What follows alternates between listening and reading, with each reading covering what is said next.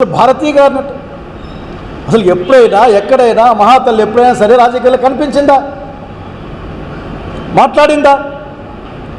అంటే ఛానల్లో వచ్చిన కార్యక్రమం తప్పైతే దాని ఛానల్ ఓనర్లకు అంటగడతారా మీరు? అంటే ఎన్ని ఛానల్లో ఎన్ని మాట్లాడే వాళ్ళ ఓనర్లు అంటగడతారా?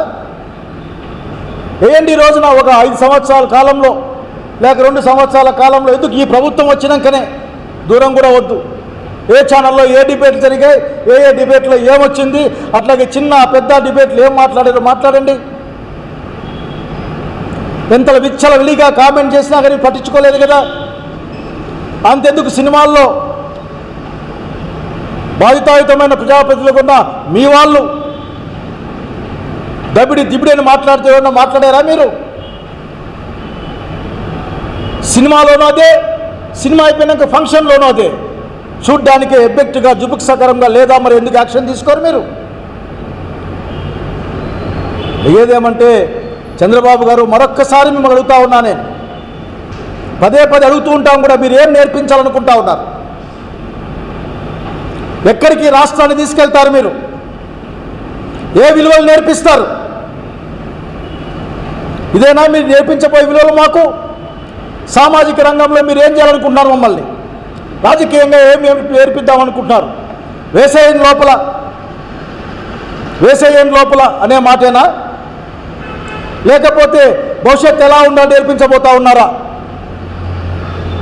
అదేదో అంటుంది ఆఖరి మిమ్మల్ని చూస్తా అంటే, మీ కింద పనిచేసే అన్ని డిపార్ట్మెంట్ చూస్తా అంటే నాకు ఏమనిపిస్తుందంటే, ఈ మధ్యలో కృష్ణ కొడుకు సినిమా చూశాను నేను, దాంట్లో డైలాగ్ ఉంది, అట్లా మీ జరుగుతూ ఉంది, అట్లా సరిపోయిన ఆ యాంగిల్లో ఉంటుంది, అట్లా ఉంది, మీరు జరిపిస్తూ ఉన్నారు, జరుగుతూ ఉంది, ఎంతో కాలం ఉండదు. కాలచక్రం చాలా ఫాస్ట్గా తిరుగుతుంది. మీరు నేర్పించే విద్య మేము నేర్చుకుంటాం. ఇలా మాలాంటి వాళ్ళు రెసిస్ట్ చేసినా నేర్చుకోకుండా కొత్త పిల్లలు చాలా ఈజీగా నేర్చుకుంటారు. వాళ్ళు మీరు నేర్పించిన విద్య మీకే ఉపయోగపడుతుంది. కొత్త విలువలు నేర్పిస్తూ ఉన్నారు. సత్యదూరమైన మాటలు, ప్రజలకు ఇచ్చిన మాట నిలబెట్టుకోలేకపోవడం, పైగా అభాండాలు వేయడం, బెదిరించడం, ఇంకా ఎక్కువ మాట్లాడితే డబ్బులు ఎట్లా వస్తాయి నా చెవులో చెప్పండి, నేను డబ్బులు ఇస్తా అని చెప్పి మీ యొక్క మాట కూడా చూసాం. అట్లా ఇంకొక ఆయన మాట్లాడుతూ బహుశా మీ యొక్క భవిష్యత్తులో మీ పార్టీని ప్రభుత్వం నడిపోయాయన, నా దగ్గర ఎర్ర బుక్ ఉంది, అదేనా మీరు నేర్పించింది? మీ వారసుని నేర్పించి అదేనా? బుక్ తీసుకో, ఆ బుక్లో రాసుకో, అది మంత్రగాళ్ళ బుక్, ఆ బుక్లో రాస్తే కాళ్ళు ఇరిగిపోతాయి, చేతులు ఇరిగిపోతాయి, హార్ట్ అటాక్ వస్తుందని నేర్పించారా మీరు? 10th క్లాస్ పరీక్షలు వస్తే గతాన్ని తవ్వుకోండి గతాన్ని, కానీ ఇప్పుడు 10th క్లాస్ పరీక్షల గురించి మాట్లాడాలి కదా. పొద్దున ఒక మాట, సాయంత్రం ఒక మాట మాట్లాడే మీ అలవాటుని ఎట్లా మీ కిందికి పంపిస్తారు మీరు? ఏమైనా మాట్లాడితే మీకు కోపం వస్తుంది. మీకు కోపం వస్తే పాపం సామాన్యులు బలైపోతారు. పిఠాపురంలో వర్మ గారు చెప్పారు, ఇసుక అక్రమంగా తరలించకపోతూ ఉన్నారు, దీనిపైన యాక్షన్ తీసుకోవాలి అని. తీసుకుంటారా? హిందూపురం, అనంతపురం, ఈ రాష్ట్రం మొత్తం మీద జరిగిన అనేక అకృత్యాలపైన మీరు ఏమైనా ఒక కమిటీ చేస్తారా? చేయండి. మీపైన చాలా ఆశలు పెట్టుకొని, నువ్వు అనుమానం ఎట్లాగూ ఉంది, ఎక్స్ట్రా వచ్చిన 25 లక్షల ఓట్లు ఎక్కడి నుంచి వచ్చాయని అనుమానం ఎప్పటికీ ఉంది. అది ఎప్పటికీ తీరద అనుమానం. ఆఖరికి దీన్ని లోక్సభ విపక్ష నాయకుడు కూడా రాహుల్ గాంధీ గారు దీన్ని లేవనెత్తారు. సమాధానం చెప్పుకునే వాళ్ళు లేరు ఇక్కడ. కనుక మీరు మా కొత్త విషయాలని, కొత్త విలువల్ని ఏంటంటే, మీకు ఇష్టం లేకుంటే అందులో లేకున్నా సరే ఉన్నారని చెప్పేసి మీకు మీరు అనుకొని దానిపైన కేసులు కట్టడం, అత్యంత వేగంగా ఇది కరెంటు వేగంతో పోయి తీసుకొచ్చి పడేయడం. ఇప్పటికే నాకు వచ్చిన వార్త తప్పు తెలియదు కానీ, కొమ్మినేని శ్రీనివాసరావు గారి పైన 50 పైచిలు కేసులు పెట్టినారు అని. ఉన్నట్లుండి ఒక రోజుకి అతను 50 కేసుల్లో ఉండే క్రిమినల్గా ఎట్లయ్యాడో ఈ ప్రపంచానికి అర్థం కావడంలే, ఈ రాష్ట్రానికి అర్థం కావడంలే. చివరికి మా లాయర్లు మనోహర్ కానీ, అట్లాగే ఇంకొక మా సుధాకర్ రెడ్డి గారు కానీ పోతే మాట్లాడడానికి కూడా అవకాశం. అంటే చివరికి చట్టము, ఇండియన్ పీనల్ కోడ్ ఆదేశించిన ఆదేశూత్రాలను అమలు చేయలేరా మీరు?